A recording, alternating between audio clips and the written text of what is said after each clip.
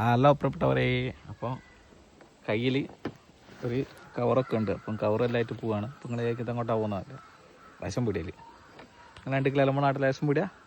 Ration പീടിയ പോയിട്ട് ഇതെല്ലാം ഉള്ളത് നോക്കട്ടെ, എന്നുവെച്ച് കാണിച്ചു തരാം. ഓക്കെ, അവാ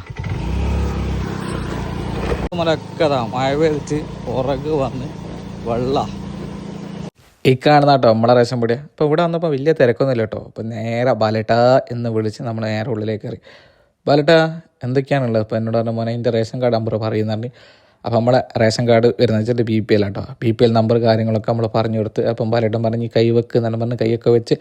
അപ്പം ബാലേട്ടൻ ഇങ്ങോട്ട് പറഞ്ഞാൽ എനിക്കിപ്പോൾ അരിയുണ്ട്, ഗോതമ്പുണ്ട്, അതേപോലെ തന്നെ പുഴുങ്ങലുണ്ട്, പച്ചരിയുണ്ട് എന്നൊക്കെ പറഞ്ഞു. അപ്പോൾ ഞാൻ പറഞ്ഞാൽ എല്ലാം ഇങ്ങോട്ട് ബാലേട്ടാന്ന് പറഞ്ഞു. അപ്പോൾ എല്ലാം നമ്മൾ ഇതാക്കി ചേർത്ത് അപ്പോൾ ബാലേട്ട ഇതെല്ലാം തൂക്കി തന്ന്. അപ്പോൾ മൂപ്പർ തന്നെ കേട്ടോ ഓളിനോട് എല്ലാ സാധനവും എടുത്തിരുത്ത് മൂപ്പർ തന്നെയാണ്. അപ്പോൾ ഇന്നെന്തോ തിരക്കില്ലാത്തതുകൊണ്ടാണ്, അല്ല അടുത്ത ദിവസം ഹെൽപ്പറും ഉണ്ട് കേട്ടോ.